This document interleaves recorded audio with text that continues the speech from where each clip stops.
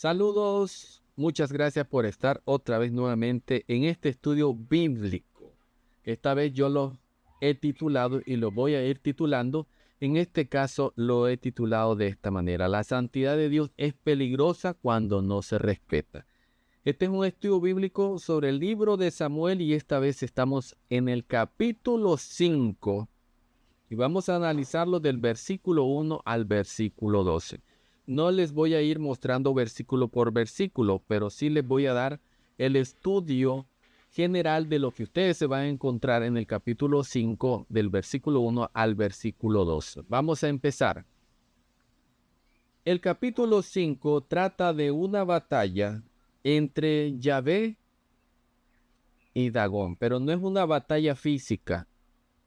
Ahora, ustedes saben que en el capítulo 4 hubo una guerra entre filisteos e israelitas y los filisteos habían tomado el arca y se la habían llevado para sus tierras, para su pueblo, y la habían puesto en el templo de Dagón. Si ustedes se fijan en esta imagen, Dagón tenía la mitad como pez y la otra parte era como un ser humano. Ahora, como les dije, no es una cronología militar o política, sino una narración teológica diseñada para mostrar la supremacía de Yahvé, que es el nombre de Dios. Es parte del mismo ciclo narrativo iniciado en el capítulo 4, como ya se los decía, la pérdida del arca. Y ahora el autor explora qué hace Dios cuando está en territorio enemigo. Es una narrativa profundamente apologética y mística, porque en este caso Dios no, allí no está Israel para decir que va a defender a Dios. Ahí no está Israel para decir que va a defender el arca. Recuerden que el arca la perdieron porque la habían usado como amuleto. Sin embargo, en la narrativa lo que vemos que la caída de Dagón, que es el dios de los filisteos, ante el arca es teología en forma de relato místico y relato simbólico.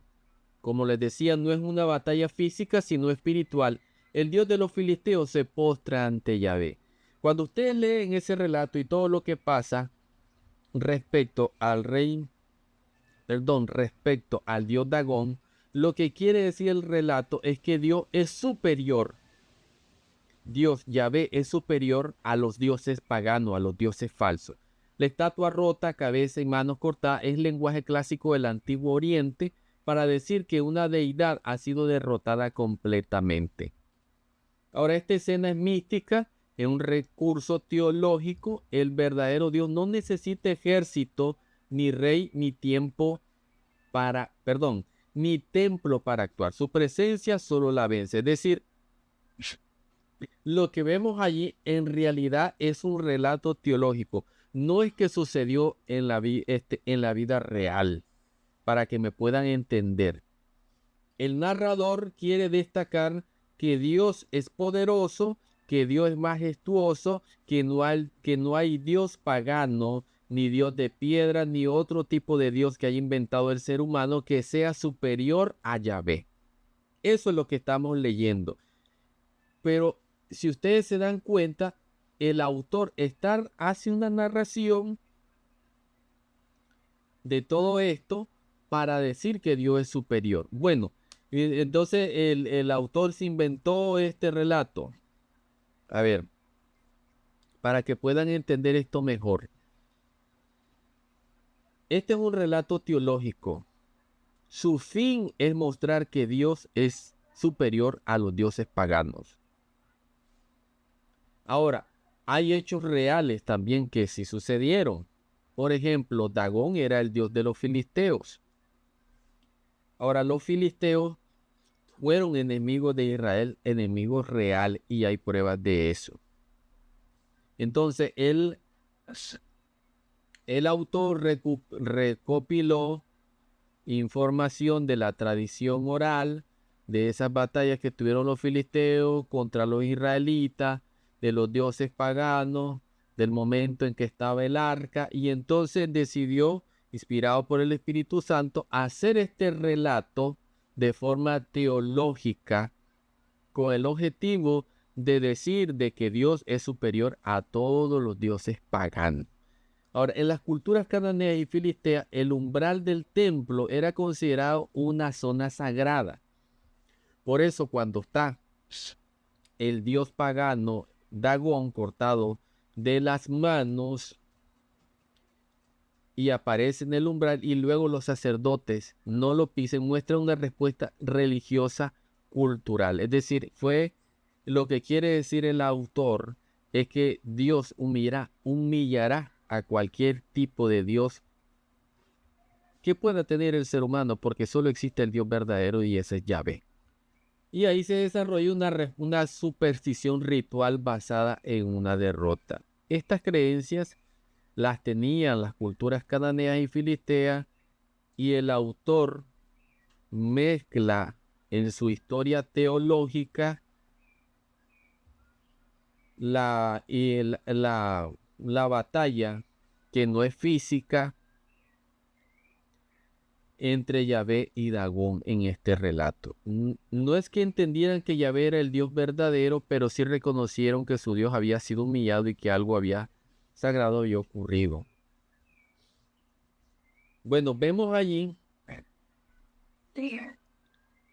de que por parte de la cultura de los cananeos y los filisteos, siempre había como había en cada pueblo tenía más de algún dios pagano, pero en este caso el relato quiere mostrar de que de que los filisteos reconocían de que había sido derrotado su Dios. Ahora, más adelante vemos esto otro. ¿Fue Yahvé quien hirió a los filisteos? Sí. Aunque el texto no dice yo Yahvé como en otras partes, donde dice en la versión español dice yo Jehová, en realidad quiere decir yo Yahvé, sí utiliza la expresión la mano de Yahvé. La mano de Jehová en el versículo 6 y 9 del capítulo 5 se agravó. Esa es una fórmula típica bíblica para describir intervención directa de Dios, aunque no siempre venga con un discurso profético explícito. Esa es una forma típica bíblica para describir la intervención de Dios. La mano de Dios se agravó. Sí, en realidad, pero recuerde que estamos hablando de que es un relato teológico, y en el relato teológico vemos que Yahvé castiga a sus enemigos. Desde el punto de vista teológico, el narrador sí afirma que Yahvé actuó y no simplemente que los filisteos creyeron que Yahvé lo hizo. Ellos, los filisteos en el relato, en realidad reconocen de que Yahvé los estaba castigando por haberse robado el arca. Y después viene un castigo físico real o teológico. La palabra traducida, tumores, que en hebreo es opalín, puede referirse a hemorroides, bubones o protuberancia en la piel. Algunos estudiosos creen que fue peste bubónica o una enfermedad transmitida por ratas mencionada en el capítulo 6, que eso más adelante lo vamos a ver. En la mente antigua no había separación entre enfermedad física y juicio divino. Muchas veces también se sigue pensando que cuando te ocurre alguna enfermedad y eres una persona cristiana, no has estado haciendo ningún mal, algunos creen que eso porque Dios te está castigando, que algún pecado no ha sido confesado. Y en la mente antigua también se pensaba eso, que una enfermedad física tenía que ver con un juicio divino. Y es lo que vemos allí en los filisteos, que sí consideran de que en realidad había venido un juicio divino en contra de ellos por haber tomado un objeto sagrado que no era de ellos, sino que era de otro Dios, en este caso Yahvé, porque ellos reconocían que existía Yahvé. Pero para ellos, como eran politeístas, no eran monoteístas, politeístas, reconocían que había otro Dios, pero no lo reconocían como el verdadero y único Dios. Y en este caso sí reconocían de que Yahvé los estaba castigando, porque ese es el énfasis que hace el relato, Y por eso la enfermedad es leída como castigo espiritual, aunque no se especifique científicamente. Dios es Dios. Como se lo dijo a Moisés, yo soy el que soy. Cuando Moisés le preguntó sobre cuál era el nombre de él. Ahora, Dios no está limitado al templo o a Israel. El capítulo muestra que la presencia de Yahvé es soberana y universal. Dios busca un pueblo, pero no está atado a un altar. Dios es incluso en territorio enemigo. Dios sigue siendo Dios donde sea que esté.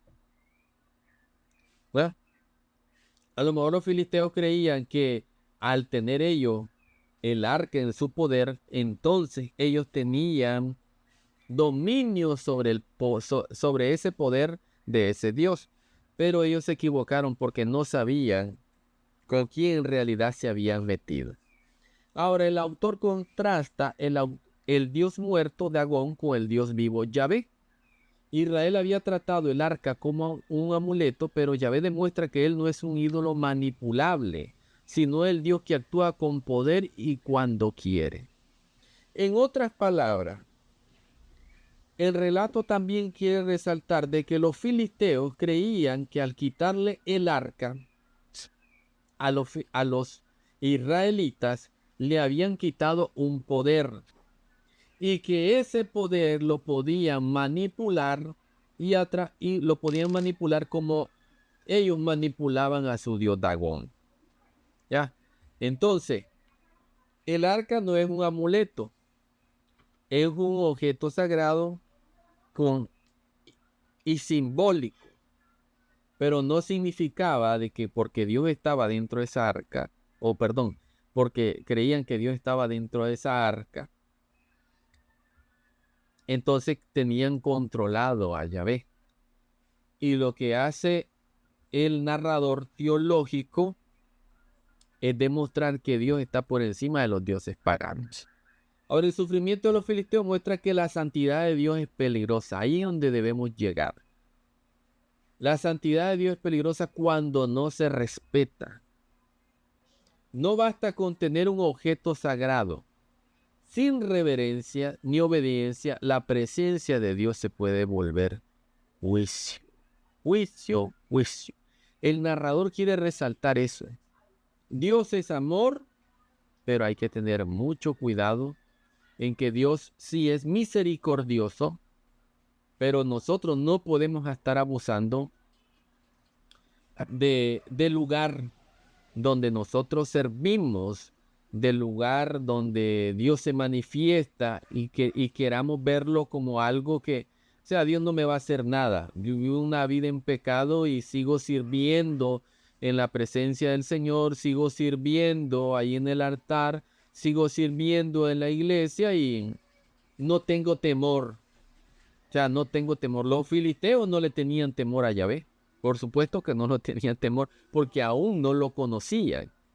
Cuando el relato comienza a mencionar de que Yahvé había acabado con Dagón y después vinieron estos tumores, comenzaron a arruinarles la vida y de ahí mucha gente comenzó a morir, como así lo dice el relato, entonces ellos comenzaron a tener temor y a decir, el Dios de Israel es peligrosísimo. Entonces el sufrimiento de Filisteo muestra eso, que la santidad de Dios es peligrosa cuando tú no le muestras respeto, cuando tú y yo no le mostramos respeto al Señor, ni le mostramos reverencia, ni obediencia, la presencia de Dios se puede volver juicio. Juicio en contra tuya, juicio en contra de tu casa, juicio en contra mía. Cuando nosotros despreciamos lo sagrado del Señor, o cuando nosotros queremos manipular las cosas de Dios. Por ejemplo, querer manipular su palabra. Y fue lo que hicieron los israelitas. Cuando perdieron contra los filisteos, ellos en vez de pensar, ¿por qué hemos fallado? ¿Hay algún pecado que no hemos confesado? ¿Será que no hemos desviado del camino? ¿Será que alguno de los líderes ha caído? ¿Qué ha pasado? No, dijeron ellos, nosotros vamos a ganar esta guerra y vamos a usar el arca porque en el arca está el poder de Dios.